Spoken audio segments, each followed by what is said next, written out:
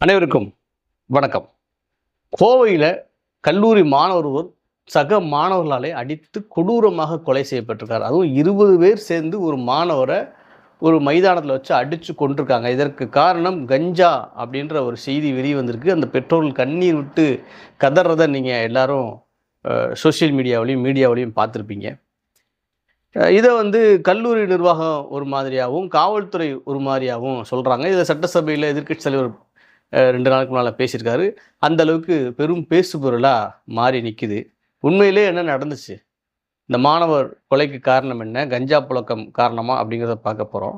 அதே நேரத்தில் தேர்தல் தேர்தல் பிரச்சாரத்தில் தாவேகா தலைவர் இன்றைய முதலமைச்சர் விஜய் அவர்கள் என்ன சொன்னார் அப்படின்னா, நாங்கள் ஆட்சிக்கு வந்தோம்னா போதைப் பொருள் கலாச்சாரமே இருக்காது, போதை முற்றிலுமாக ஒழிக்கப்படும் அப்படின்னு நம்ம முதலமைச்சர் ஜோசப் விஜய் அவர்கள் சொன்னார். அதே போல் தாவேகா தம்பிகள், தங்கச்சிகள், இன்ஃப்ளூயன்சர்ஸ் எல்லாருமே என்ன சொன்னாங்கன்னா, எங்கள் ஜோசப் விஜய் அவர்கள் ஆட்சிக்கு வந்துட்டான்னா தமிழ்நாட்டில் போதை கலாச்சாரமே இருக்காது, கஞ்சா இருக்காது, குட்கா இருக்காது, எந்த போதைப் பொருள் இருக்காது அப்படின்னு வீடியோ போட்டாங்க. மேடைக்கு மேடை பேசினாங்க. ஆனால் இப்போது தமிழ்நாட்டில் இந்த 3 மாதத்தில் தாவேகா ஆட்சியில் பல 1, 2 இல்லை பல கொலைகள், கஞ்சாவால் கொலைகள் நடைபெற்றிருக்கு. அது என்ன அப்படிங்கிறதையும் நம்ம விரிவாக பார்க்க போகிறோம். நான் உங்கள் மணியமுதன், இது உங்கள் மணியமுதன் டாக்ஸ். வாங்க காணொலிக்கு போயிடலாம். நம்முடைய கருஞ்சட்டைப்படை மீடியா 3 சேனலும் கருஞ்சட்டைப்படை 2.0, கருஞ்சட்டைப்படை மீடியா அடுத்தடுத்து எல்லாமே முடக்கப்பட்டுருச்சு. எனக்கே ஒரு சோர்வாயிடுச்சு. இவங்களோட போராடி அந்த சேனல் நடத்துறது எனக்கு பெரிய சவாலாகிடுச்சு. எதையாவது சொல்லி ரிப்போர்ட் அடித்து நம்ம சேனலை முடக்கிற வேலையை பார்த்துட்டாங்க. இப்போ கடைசியாக ஒரு சேனல் வச்சுருந்தோம் கருஞ்சட்டைப்படை மீடியா அப்படின்னு, அதுவும் முடக்கப்பட்டுருச்சு. நல்ல வேலை ஒரு மணியமன் டாக்ஸ் அப்படின்ற ஏற்கனவே ஒரு சேனலை உருவாக்கி வச்சுருந்தோம். சினிமா சம்மந்தமான செய்திகளை போட்டுட்டு அது இருக்கவும் இப்போ அதில் வீடியோ போடுறோம். இனிமேல் இந்த மணியமன் டாக்ஸ்லேயே நம்ம காணொலியில் தொடருவோம். வாய்ப்பு இருந்துச்சுன்னா மீண்டும் கருஞ்சட்டைப்படை சேனலை உருவாக்குறதுக்கு நம்ம முயற்சி எடுப்போம்.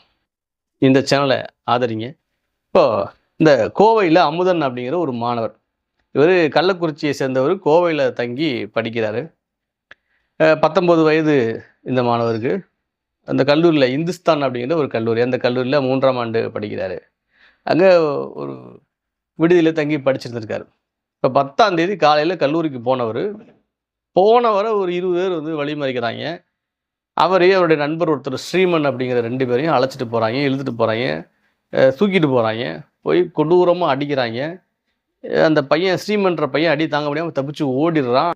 இந்த அமுதன் அப்படிங்கிற தம்பி மாட்டிக்கிறான். கொடூரமாக அடிக்கிறாங்க. கையில் என்ன கிடைக்குதோ கல், இரும்பு கம்பி எல்லாத்தையும் வச்சு கொடூரமாக அடின்னு 20 அடிச்சிடுறாங்க. அடிச்சுட்டு ரொம்ப மோசமான நிலையில் என்ன பண்ணுறது தெரியாமல் அப்படியே மயக்கத்தோடையே அந்த விடுதியில் படுத்திருக்காப்புல, அவருடைய அறையில் படுத்திருக்காப்புல. கொஞ்ச நேரத்தில் ரொம்ப மூச்சுத்திறல் ஏற்படவும் மாணவர்லாம் பயந்து போய் மருத்துவமனையை சேர்த்துருக்காங்க. ஆனால் போகிற வழியிலே இறந்துட்டதா மருத்துவமனையில் மருத்துவர்கள் சொல்லியிருக்காங்க. இதான் நடந்திருக்கு. அப்போ ஒரு 20 பேர் சேர்ந்து, அதுவும் அவங்க மாணவர்கள், கொடூரமாக ஒரு மாணவரை அடித்து கொண்டிருக்காங்க. இப்போ இதை அந்த பெற்றோர்கள் பார்த்துருப்பீங்க. அவங்க கண்ணீர் விட்டு கதறாங்க. அவங்க என்ன சொல்கிறாங்க அப்படின்னா, அந்த கல்லூரியில், அந்த கல்லூரி விடுதியில், அந்த கல்லூரி விடுதிக்கு பின்னால் அல்லது அந்த பகுதி பூங்கா நகர் அப்படிங்கிற பகுதியில் அந்த மாணவர்களை, பள்ளி கல்லூரி மாணவர்களை குறிவச்சு கஞ்சா பொருள் அதிகமாக விற்கப்படுது. இதை தெரிஞ்சு கொண்ட என்னுடைய மகனும் அந்த ஸ்ரீமன் அப்படிங்கிற கூட படிக்கிற தம்பியும் இதை அந்த கல்லூரி நிர்வாகத்திட்ட சொல்லியிருக்காங்க. கல்லூரி நிர்வாகமும் சரி, நீ பயப்படாத, யார் யாரெல்லாம் இந்த கஞ்சா பயன்படுத்துகிறா, யார் யார் கஞ்சா விற்பனை பண்ணுறா அப்படிங்கிறத தகவல் எங்களுக்கு கொடு, இது ரகசியமாக இருக்கும், நாங்கள் நடவடிக்கை எடுக்கிறோம் அப்படின்னு சொல்லியிருக்காங்க. அந்த அடிப்படையில் இந்த அமுதன் கல்லூரி நிர்வாகத்திட்ட சில பெயர்களை கொடுத்துருக்கதா, வாக்குமூலமாக கொடுத்துருக்கதா சொல்லப்பட்டிருக்கு. இதை அமுதனோட பெற்றோர்கள் சொல்கிறாங்க. இப்படி ஒரு கஞ்சா விற்பனை நடந்துச்சு, கஞ்சா புழக்கம் இருந்துச்சு கல்லூரியில், இதை ஏன் மகன் கல்லூரி நிர்வாகத்திட்ட எழுதியே கொடுத்துருக்குறான். ஆனால் இந்த செய்தி, அமுதன் அப்படிங்கிற ஒரு கேரக்டரு நீங்கள் கஞ்சா பிடிக்கிற விஷயத்தை எங்களுக்கு சொல்லிட்டான்டா அப்படிங்கிற தகவலை கல்லூரி நிர்வாகமே லீக் பண்ணியிருக்குது. அல்லது இந்த தகவல் காவல்துறைக்கு போய் காவல்துறையை லீக் பண்ணியிருக்குது. இதனால் அந்த 20 பேரும், கஞ்சா பிடிக்கிற 20 பேர் சேர்ந்து இந்த அமுதன் அப்படிங்கிற மாணவரை அடித்தே கொண்டுட்டாங்க. நாங்கள் கஞ்சா விற்றா உனக்கு என்னடா, கஞ்சா பிடிச்சா உனக்கு என்னடா அப்படின்னு சொல்லி தான் அடித்தே கொண்டிருக்காங்க அப்படின்னு அமுதனோட பெற்றோர்கள் சொல்லி கண்ணீர் விட்டு கதறாங்க. இது அமுதன் அவங்க பெற்றோர், அவங்க அம்மாவும் அவங்க அப்பாவும் சொல்கிறது. உடம்பை வந்து வாங்கும்போது அவங்க சொல்லி தான் அழுகுறாங்க. அப்போ இதுக்கு இடையில் சட்டசபையில் விவாதிக்கப்படுது. சட்டசபையில் எதிர்க்கட்சி தலைவர் உதயநிதி அவர்கள் இப்படி கோவையில் ஒரு மாணவர் கொடூரமாக கொலை செய்யப்பட்டிருக்கு, அது கஞ்சா தான் காரணம் அப்படின்னு சொல்கிறாங்க. அப்படின்னு சொல்லும்போது அமைச்சர் ராஜ்மோகன் எழுந்து என்ன சொல்கிறாருன்னா, இல்லை இது வந்து கஞ்சாலாம் காரணம் இல்லை, இது 2 கோஷ்டி முதல் 2 மாணவர்களுக்கு ஏற்பட்ட ஒரு கேங் ஃபைட்டு, இதுக்கும் கஞ்சாவுக்கும் எந்த சம்மந்தமும் இல்லை அப்படிங்கிற மாதிரி போகிற போக்கில் ஒரு செய்தி சொல்கிறாரு. இதை அந்த பெற்றோர் இருக்காங்களே, அந்த அம்மா, அவங்களோட அம்மா, அவங்க கடுமையாக கண்டிக்கிறாங்க. அது எப்படி நீங்கள் சொல்லலாம்? ஏன்னா எங்கள் பையனே எங்கிட்ட சொல்லியிருக்கான், இப்படி கஞ்சா பிரச்சனை இருக்குது கல்லூரின்னு சொல்லியிருக்கான், நீங்கள் என்ன போகிற போக்கில் அப்படி நடக்கலை, கோஷ்டி முதல்னு சொல்லி யாரை காப்பாற்ற பார்க்குறீங்க அப்படின்னு அமைச்சர் ராஜ்மோகனை அமுதனோட அம்மாவே கண்டிச்சிருக்காங்க. சரி, இந்த பக்கம் காவல்துறையும் என்ன சொல்கிறாங்கன்னா, அங்கே அந்த கல்லூரியில் ஒரு சமையல் மாஸ்டர், அதை சமைக்கிறவங்க, விடுதி சமைக்கிறவங்க வந்து ஒரு வடமாநிலத்தை சேர்ந்தவங்க, அவங்களுக்கும் இந்த அமுதனுக்கும் ஒரு முறை தகராறு ஏற்பட்டிருக்கு, ஏதோ சமைக்கிறதுலையோ ஏதோ ஒன்று இதில் தகராறு ஏற்பட்டிருக்கு. அவங்க வாக்குவாதம் பண்ணியிருக்காங்க, இல்லை அடிச்சிருக்காங்க. இதனால் வந்து பெரிய பிரச்சனை. நாங்கள் அந்த நிர்வாகம், இந்துஸ்தான் கல்லூரி நிர்வாகம் அந்த அமுதனை வந்து சஸ்பெண்ட் பண்ணிடுச்சு, எப்படி நீ வந்து சமையல் மாஸ்டர் அடிக்கலான்னு சொல்லி சஸ்பெண்ட் பண்ணிடுச்சு. அதுக்கப்புறம் அந்த பையன் வந்து விடுதியை விட்டு வெளியே போயிட்டாப்புல, இதுதான் நடந்துச்சு, வேறு எந்த சம்பவமும் இல்லை அப்படின்னு காவல்துறை சொல்கிறாங்க. காவல்துறை எப்படி சொல்கிறாங்கன்னா, கல்லூரி தரப்பு சொல்கிறத வந்து அவங்க சொல்கிறாங்க.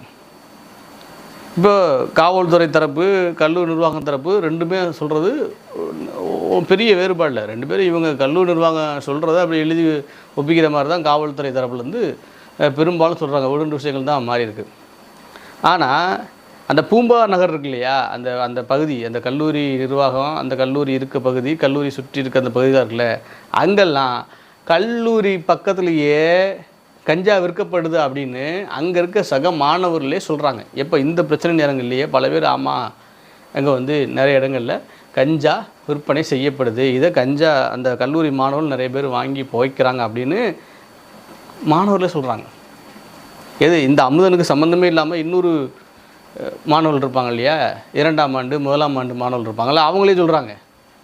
அப்போ இந்த கல்லூரி, இந்துஸ்தான் கல்லூரிக்கு உள்ளேயோ கல்லூரிக்கு வெளியேவோ கஞ்சா புழக்கம் ஏற்பட்டிருக்குது, கஞ்சா புழக்கம் இருக்குது, மாணவர்கள் கஞ்சா புழக்கத்துக்கு உட்படுத்தப்பட்டிருக்காங்க, கஞ்சா விற்பனை நடக்குது, இது கல்லூரி நிர்வாகத்துக்கு தெரிஞ்சிருக்கு, இல்லை தெரியாமல் இருக்குது, 2 இதோ ஒன்று தான், இல்லை தெரிஞ்சு நாடகம் பண்ணுறாங்க. இது உண்மை தானே? உன் பேச்சுப்படி கோஷ்டி முதலாக இருக்கட்டும், ஒவ்வொருத்தரும் ஒவ்வொரு கதையை சொல்கிறாங்க. 2 பேருக்கும் 2 மாணவர்கள் மத்தியில் மோதல் இருந்துச்சு, நிர்வாகம் சொல்கிறது. அங்கே வந்து ஒரு மாணவர்கள் ஒரு 10 பேர் இருந்தாங்க, இந்த இவங்க 10 பேர் போய் சண்டை போட்டாங்க, முகமூடி போட்டு போனாங்க, அடித்தாங்க, மொபைல் திருடிட்டு வந்தாங்க, அதனால் அந்த மாணவர்கள் வந்து அடித்தாங்க அப்படின்றது ஒரு தரப்பில் சொல்கிறாங்க. ஆனால் கல்லூரியை சுற்றி கஞ்சா விற்பனை நடந்துச்சு அப்படிங்கிறது யாரும் மறுக்கலை. அப்போ உங்கள் கல்லூரிக்குள்ள கஞ்சா உபயோகப்படுத்தப்பட்டிருக்கா இல்லையா? என்ன சொல்கிறாங்க நிர்வாகம்? எங்களுக்கு தெரியாது.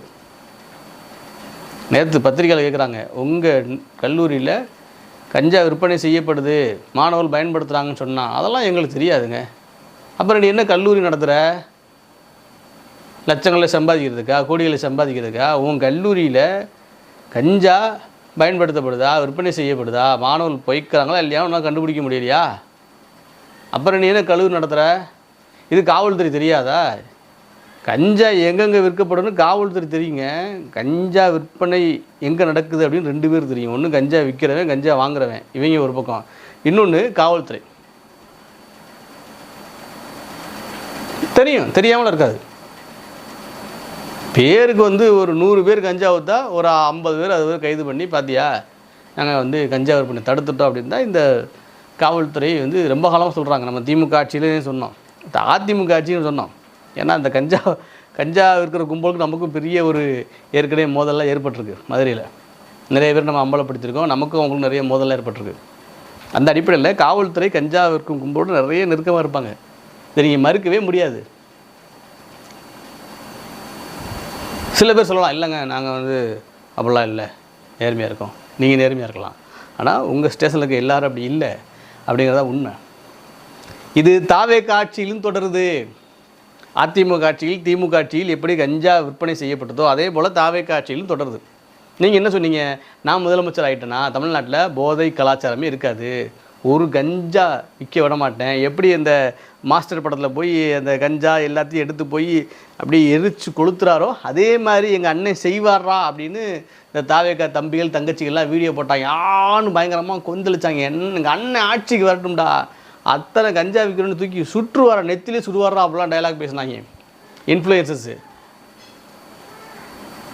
இப்போ என்னடானா இவ்வளோ பெரிய சம்பவம் நடந்திருக்கு, வாயை பொத்திட்டு இருக்கிறாங்க. அண்ணா வந்து இப்படி ஐயா கோயம்புத்தூரில் கஞ்சா விற்பனையால் ஒரு படுகொலை நடந்திருக்கியா, மாணவர் கொல்லப்பட்டிருக்கியாரையா அப்படின்னு முதலமைச்சரை பார்த்து கேட்டால் அவர் எல்லாத்துக்கும் ஒரே ரியாக்ஷன் தான்.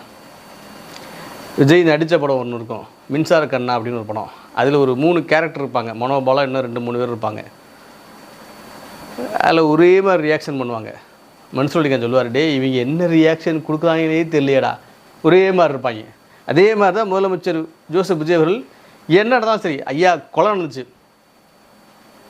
ஐயா கொலை நடந்துருச்சு, ஐயா குழந்தைய ரேப் பண்ணிட்டாங்க, ஐயா பெண்களுக்கு பாலியல் தொல்லை நடக்குது, எல்லாத்துக்கும் இப்படி தான். ஒரு ரியாக்ஷன் இல்லை. துப்பாக்கி எடுத்து தெரி படத்தில் மாதிரி டப்பு டப்பு டப்புன்னு சுடுவாருன்னாங்க. நீங்கள் சுடலாம் வேணாம், அப்போல்லாம் ஒன்றும் சுட சொல்லணும் உங்களை யாரும். எங்கே கஞ்சா விற்பனை போதைப்பொருள் விற்பனை நடக்குது, எவன் சப்ளை பண்ணுறான், அதெல்லாம் காவல்துறைக்கு தெரியும், தெரியாமலாம் இல்லை. அவனை பிடி, விற்பனை செய்கிறவனை யாருன்னு தூக்கி 6 மாதம் உள்ளே வை,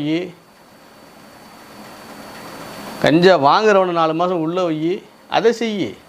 இந்த பார்த்திங்கன்னா ஆன்லைனில் ஏமாற்றிட்டாங்கன்னு சொல்லி பாவம் அப்பாவிகளை தூக்கி கைது பண்ணுறாங்க. அது என்னென்னா பாவம் பெரிய கொடுமை. இந்த மியூல் அக்கௌண்ட் அப்படின்னு சொல்லுவாங்க, அது வேறு ஒன்றும் இல்லை.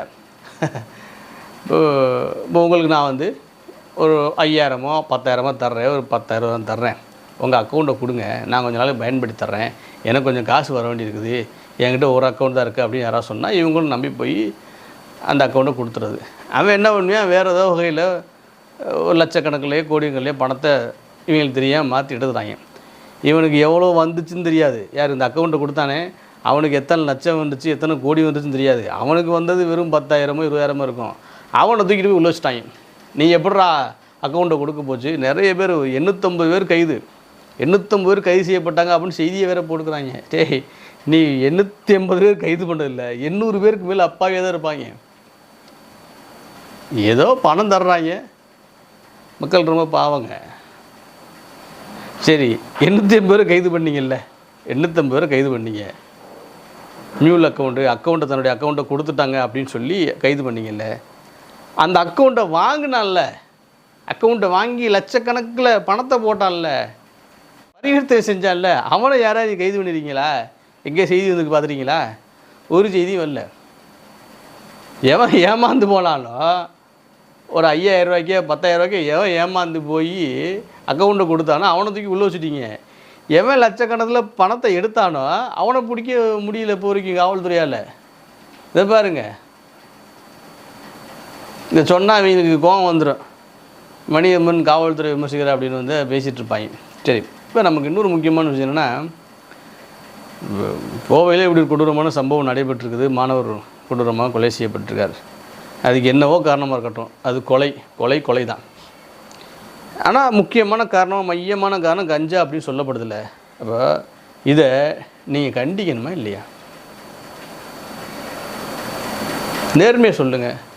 தாவேக்காவை ஆதரிக்கிறோம் அப்படின்னு சொன்ன எத்தனை பேர் இப்படி ஒரு மாணவர் சக மாணவர்கள் 20 பேரால் அடித்து கொடூரமாக கொலை செய்யப்பட்டிருக்கார் வட மாநிலங்களைப் போல அப்படின்னு ஒரு சம்பவத்தை எத்தனை பேர் கண்டிச்சிருக்கீங்க? இதே போல் சம்பவம் திமுக ஆட்சியில் நடைபெற்றுச்சு. இதே மாதிரியான சம்பவம் கஞ்சா விற்பனையால் மாணவர்கள் கொலை செய்யப்பட்டாங்க. அதை அப்போ நான் கண்டித்து பேசியிருக்கேன், ஆர்ப்பாட்டம் நடத்தியிருக்கோம். அதிமுக ஆட்சியில் இதே போல் கஞ்சா பிரச்சனை மாணவர்களுக்கு வந்து மோதல் நடைபெற்றுச்சு, கொலை நடந்துச்சு. அப்போவும் நாம் அதை கண்டித்து பேசியிருக்கோம். நாம் திமுகவை ஆதரித்தோம். திமுக ஆதரித்தாலும் திமுக ஆட்சி நடைபெற்ற அந்த கஞ்சா புழக்கத்தை கடுமையாக கண்டித்து பேசியிருக்கிறோம், ஆர்ப்பாட்டங்களையும் நடத்தியிருக்கோம். சரி, நீ வந்து தாவேக்காவெல்லாம் ஆதரித்து பேசுகிறீல்ல, தாவேக்காவை ஆதரிக்கிறீங்கல்ல, தாவேக்காவோட தவறை கண்டித்து பேசுங்க.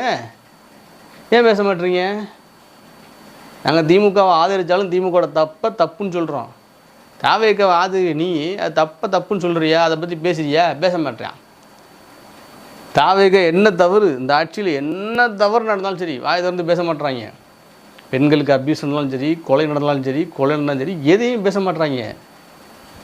ஆனால் நம்மளை பார்த்து நீங்கள் திமுக சொம்பு, நீங்கள் திமுக ஆதரவாக இருக்கீங்க. டேய், நாங்கள் திமுகவுக்கு ஆதரவாக இருந்தோம், நாங்கள் தானே திமுகவையும் கண்டித்தோம். நீ தாவேக்காவுக்கு ஆதரவாக இருக்கின்ற, ஆனால் தாவேக்கோட தப்பு கண்டிக்க மாட்டேறீடா. நீ எப்படி அடுத்தனை பார்த்து சொம்பு கொம்புன்னு சொல்லிட்டு இருக்க? மானம் கட்டவங்களா? இப்படியான தொடர்ந்து பல விஷயங்கள் நடந்துகிட்ருக்கு. விரிவாக மற்ற விஷயங்களை பேசுவோம். நம்ம மரிய வில்சனை பற்றி நேற்று பேசலாம்னு நினச்சேன், அதுக்கான வாய்ப்பு இல்லாமல் போச்சு. இனிமேல் தொடர்ந்து நம்ம இந்த சேனலையே தக்க வைக்கிறதுக்கு முயற்சி பண்ணுவோம். தொடர்ந்து நம்ம காணொலி வெளியிடுவோம். நம்ம மணியம்மன் டாக்ஸை சப்ஸ்கிரைப் செய்து ஆதரவு கொடுங்க. தொடர்ந்து நம்முடைய காணொலிகள் வெளிவரும். மீண்டும் சந்திப்போம்.